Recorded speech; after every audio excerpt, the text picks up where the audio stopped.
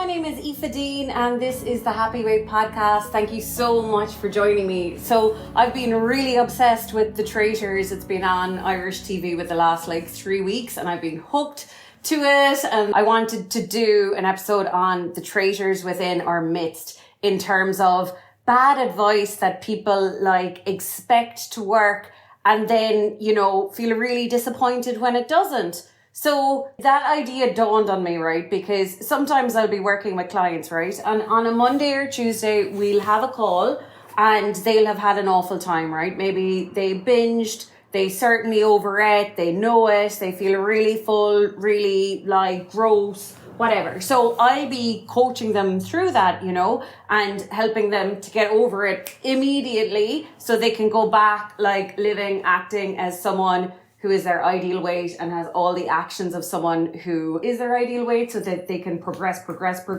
So that's my job, right?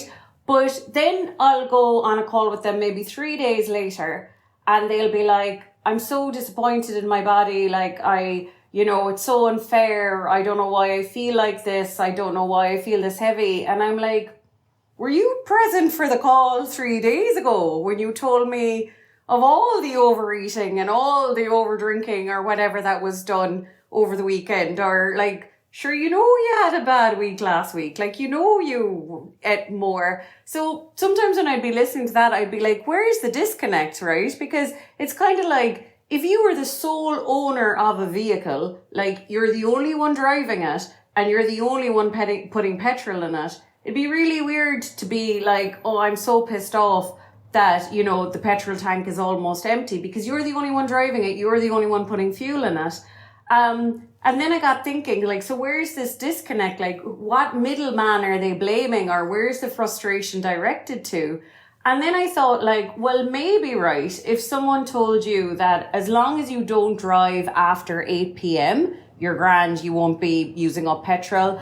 And as long as you're not driving to Belfast every day, you're grand, you won't be using petrol. So if you were running on false assumptions, then you would be disappointed that the petrol tank is low. And I think it's the same when people feel that their body is heavy and they've got false information about what they need to be doing to be healthy nutrition wise. And then they feel like there's some disservice, So because of that, and because I've been obsessed with the Traitors Ireland recently, the finale was on last night, stayed up super late to watch the last episode and the Uncloaked episode and everything afterwards. So today let's talk about the traitors within our midst in terms of bad advice that people believe and then leads them to be disappointed in their body or leads them to be disappointed in their lack of weight loss. So the first one is, as long as you're eating good foods, you should be losing weight or you shouldn't be overweight at all. So that definitely is the most common mistake because, again, fuel is fuel. And nutrition, I believe now, right, that nutrition is self-love.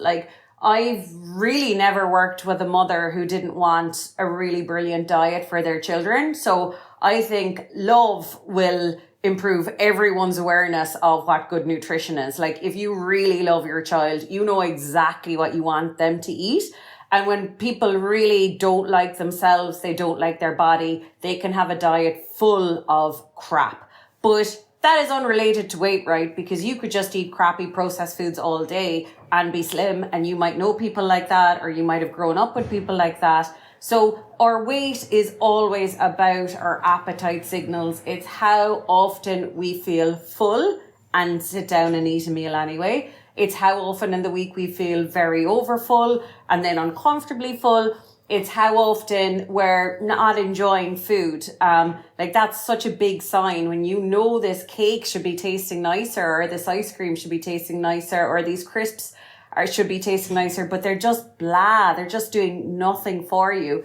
They're all signs that you're overfed, and we can get overfed on anything. That's why, it doesn't annoy me, but I suppose, you do hear every single week when you're a dietitian, you do hear people being like, I never get takeaways, I don't drink soda drinks, I don't smoke, whatever. And I'm kind of like, that's I don't know. I think it's almost insulting. It's like, it's just insulting to anyone who's ever had a weight problem, because you can be highly educated and have a weight problem. Like, it's not as if, oh God, I didn't know that those foods are high in fat or anything. So like in my case as well, when I was 3 stone overweight, or when I was like binging and stuff, like I didn't always have processed foods in my house, and I didn't always eat loads of takeaways. Like, you can binge and stay overfull on anything. So that is the first thing, to not really expect a lot from weight wise. You could have a super great diet, but retain that feeling of being very full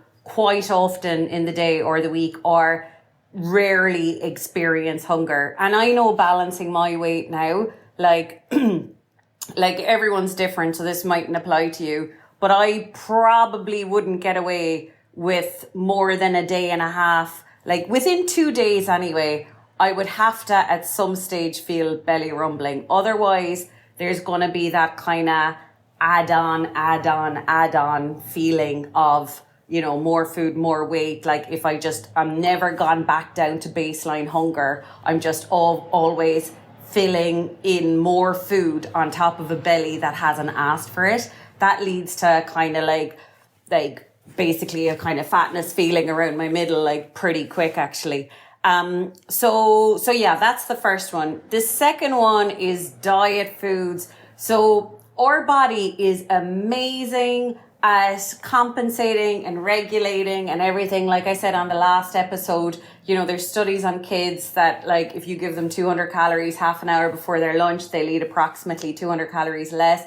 So our body is super good at regulating. Like, when you think that we're pretty much going to have different calorie needs all 30 days of the month, because if we're on a menstrual cycle, if we're perimenopause, menopausal, like hormonal, sleep cycles, temperature, activity, like there's so many things that dictate how much calories we need in a day, and your body knows exactly what it needs. And that's why we do get a slap on the wrist if we overeat. That's why that feeling of like bloatedness, overfull, things lacking taste, uncomfortable, heavy, etc. They're all like, it's amazing if you ever experience them, because for me anyway, I started interpreting that like, oh my God, my body is dying to be its ideal weight. And every time I felt really overfull, I imagine that as like my stomach saying to me, like, I'm really wanting to get to my ideal weight and you are stopping me.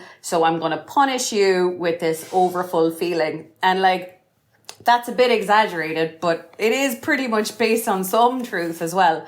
So our body can regulate and compensate and do all those things to make sure we're a healthy weight. And, when we're going against that, we will experience some physical discomfort, heaviness, etc.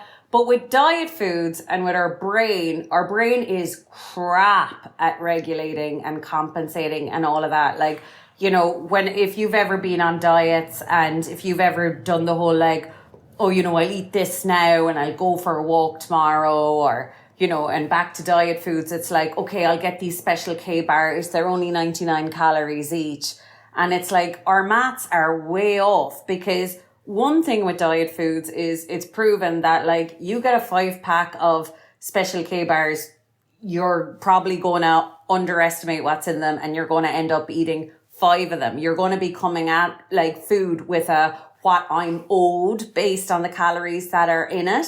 So rather than what satisfies me, when is the moment over with taste, or when is my belly signaling fullness, when we're controlling everything with our mind, it's just about what we can justify, what we can get away with, what we can deserve. That's then how we can be full on convinced that we're trying to lose weight, while day by day our body is actually not feeling that comfortable, and we're actually not getting pleasure out of our meals. So it's always our physical signals are the sign whether we're moving closer to our goal or further away from it. So yeah, the science is there anyway that with diet products we'll overcompensate. So someone with a healthy relationship with food might feel like chocolate, buy the best chocolate, eat it in a loving way, tick that box for what they wanted to experience taste-wise, tick that box for how they wanted to feel physically or emotionally, and they're done. Whereas you might get a diet bar that's like 1/10 of the pleasure, and then you need 10 of them to try and even access the pleasure you would have got from a chocolate bar. And that's another really important thing we have to remember as comfort eaters and emotional eaters, that part of our satiety, part of the things that makes us stop eating is pleasure. So if you buy a bar, say you eat a protein bar, that's, I don't know, in my opinion, again, 1/10 as nice as an actual chocolate bar or a chocolate ice cream or something, you're not gonna feel those satiety signals because it wasn't the full amount of pleasure you're looking for. Another example of that, and this is wild, like sometimes people are like, oh my God, brown rice, you have to eat brown rice, and like white rice is the enemy or whatever. And first of all, it's like basmati rice is actually one of the slowest release carbohydrate rices there is. So it's like, that's not even, the whole picture. So glucose release, sometimes people confuse glucose release with calories. So again, nutrition and calories are not the same thing. Like us eating slow release carbohydrates is just for sure a better feeling than downing a Lucozade on an empty stomach or something. So having a refined sugar product, especially on an empty stomach, is gonna spike your, glucose, and then your insulin is like taxi cabs that goes around collecting all that sugar and brings you to a lower low than you were before drinking the sugary drink. Whereas that's not really gonna happen with starchy carbohydrates, especially if you can eat stuff with skins on and stuff like that. And like browner the better kind of generally as well, slows down sugar release. But that's all a different story from good, bad foods. So like I remember one client, I had her like maybe 2 years ago now or something. And she was saying like she'd bring her rice to her parents' house for fear they'd have white rice. So yeah, people complicate nutrition with calories. So again, if you have ever binged, if you have ever comfort ate, emotionally ate, well then the jig is up. You actually are one of those people that requires pleasure from food. So you eating a half pleasurable meal is pointless because you'll need to eat double. You'll need to eat the same amount again in another form or whatever in an hour's time. So part of our job as comfort eaters to not overeat is that like we hit the bullseye. And this is what I'm on about in every episode and every consultation. It's that like we have to pre-think, I'm going to be eating now and I want to feel well in 20 minutes time. I want my taste buds to have been super happy. I want like emotionally, mind wise, the right dopamine, serotonin, the enjoyment from food. And I want my belly to feel really nice. So it's kind of like if there are destinations for 20 minutes time, we have to work backwards as to what that would be. And again, like I said, our nutritional and calorie needs are going to be pretty much slightly different every single day of the month. So the answer you might come up with, if you're really thinking deep about what you'll feel well after, what will taste good, etc., is probably going to be changing all the time. I hope you're enjoying this episode. Make sure to check out my website, happyweight.ie. There you'll find out all the information about working one-to-one with me and information about my online services as well and courses. If you're finding this podcast resonates with you, don't forget to give it 5 stars on Spotify. Thank you so much. The third one is that you'd have to binge. Like sometimes inquiries and people tell me that as well, they're like, I don't think I'm a binge eater. And, sometimes people are like, I don't know why I'm overweight because I don't binge or whatever. But again, grazing is enough. If you're just always picking and snacking and you never let your body get to the bottom of the last thing that it ate, like as in it's halfway through digesting the last thing and in you go again with something else and in you go again with something else. In another way, when you look at it from your body's point of view, what do you want? Because it's like energy can't be created or destroyed. It just changes form. And if our belly did not ask for this, if there was no physical signal that we needed it, and we're eating it anyways, well, I think we have to be like cool, calm and collected that it might have to store it. And obviously we can be on a journey with emotional eating and comfort eating and binge eating and all of that. So we never ever, blame is never a good idea.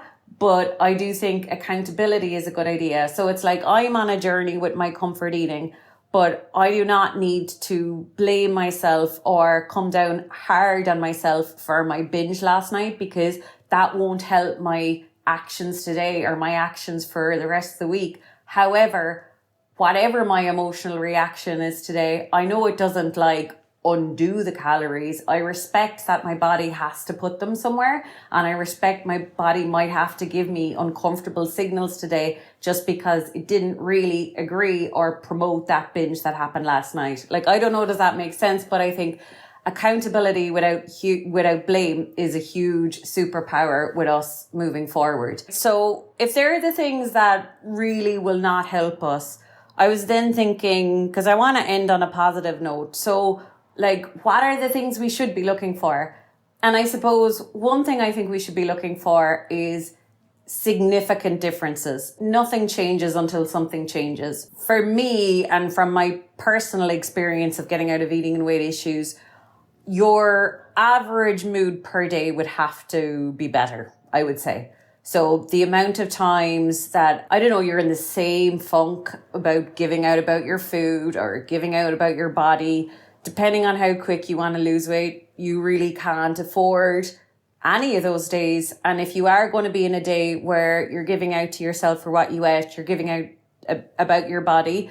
I remember when I got better and better at this, I was like, okay, cool. I'm taking a day off for my weight loss. That's grand. I'll own it, because I know negativity does not produce peaceful, positive results. And then also, I suppose, significant differences in how we're physically feeling. So this is the whole thing. This is not about, I ate the right foods and I ate at 8 a.m. and 1 p.m. and 8 p.m. That might mean nothing. It's that you physically are starting to experience hunger more often. Maybe your meals are tasting better because you're sitting down to eat them a little bit more hungrier than you used to. Maybe there's more nights per week where you're not going to bed over full. Maybe there's more mornings where you're waking up really hungry for breakfast. I'm that is one of the tip-top excellent signs, by the way, that your metabolism is on the right rhythm and you're back on a good eating clock, that you're hungry for breakfast like a king, and you can go from there. And then I suppose anything we can do fitness wise as well, that we're feeling just slightly on average a little bit more fitter than we used to be. And by the way, you don't obviously have to tick every box. Some weeks I think we'll be gaining ground on how we're doing emotionally and not maybe feeling victimized or like a martyr as often. There'll be other weeks where we are a little bit moody, but we're doing way better in terms of not going to bed as over full, or maybe there was only one binge this week, or maybe we didn't graze between meals. That's the kind of dull reality of things. Your body is not like Deliveroo or Amazon. You can't just demand results of it, demand a timeline, and it doesn't go like that. And I know people shred and all of that, and maybe athletes can shred and all of that, but that's not real life. That's not letting go of a weight problem. Like I said, starving yourself, cutting out foods, that is not a 5-year, 10-year plan. Starving yourself or cutting out foods, you can drop weight quick, but you have to be ready for the other side, which is there's a high chance you'll gain that back and more. So what we need to be looking for is slow but steady improvements in how we're emotionally feeling, how much enjoyment we're having with food. Because I think enjoyment with food means that we're having high standards. We're not just eating any old crap that's around, where if we're eating crisps, we're eating the best crisps. If we're eating chocolate, we're eating the best chocolate in the nicest room at the nicest time. And another part of enjoying food is that you are using it to feel physically well afterwards. These are the little significant differences we want to be looking out for. And then I think we can expect results. We can expect results, with all those things that I just said, hunger more often, not as full as often, not binging as often. And I listened to the loveliest Wayne Dyer recording, and I'll get Jack to put in the link to it. But God, it's amazing how what you can listen to in the morning really sets you up for the day. And I have morning intentions on the client one-to-one members page and the Happy Hypno Weight course. And like setting your intentions for the day is so powerful. But anyway, I was going to listen to this Made in Chelsea, like characters that were in a 10 years ago podcast. And then I flicked onto a Wayne Dyer one instead. And I was so happy I did, because there were so many things that like I just thought were like the journey of getting over a weight problem in a nutshell. He put it so much more succinctly than I would, even though he was talking about goals in general. But he was saying that patience is the work. And that certainly is true with getting over a weight problem, because again, the timeline is not up to you. And how I started seeing it, right, was I was like, it almost is like my body knows when I'm trying to manipulate it. Like as in, if I tried to, cut out bread or something, it's like I wouldn't get rewarded for that. I wouldn't like lose weight because there'd be a binge afterwards on bread. If I was genuinely caring about my body, like as in if my mind was like, why don't you finish all of this now and, be good tomorrow? And then I started talking back, I'm not finishing all of this right now because I do not want to be lying in bed in 20 minutes uncomfortable, actually. So me protecting my body that way by protecting it from discomfort, it's like that's the stuff that I got rewarded for. So patience is the work, because I know this with clients. Part of my job is to get them to snap out of that anxiety cycle where every so often they freak out and they're like, actually, I'm not doing enough. I need to speed up my results. I need to cut out foods. Or actually, do you know what? I'm going to have a bad day today and then I'm going to be good tomorrow. Because it's like every time you get impatient, you fix things up and you slow down your results actually. So patience and trust is the work, that we can only go 20 minutes at a time. You can only listen to one physical signal at a time. You are very empowered when you're thinking, what do I need to do in the next 20 minutes, 1 hour to feel better? If you start thinking, what do I need to do for the next 3 days to feel well? That's just not going to work out, because you've no idea what's ahead of you the next 3 days. So it's like automatic anxiety, automatic failure. But when you keep your head in the game of all you can do is the next 20 minutes and then let everything up to trust. Trust there'll always be more food around. Trust that your body has no interest in holding on to a weight problem. That's why it's given out to you every time you've overeaten, every time you've binged. You've got a big slap on the wrist for doing it. So you have the evidence your body wants to be its natural weight. So now it's a case of trusting every signal, and don't let your anxiety interfere with your results by interjecting and making some all or nothing plan. So I hope today's episode helped. Please like, subscribe. You can see my online courses on the happyweight.ie website. You can work with me one-to-one in the 12-week Happy Weight program. Would love to have you on board. And thank you so much for being here, and speak to you next week.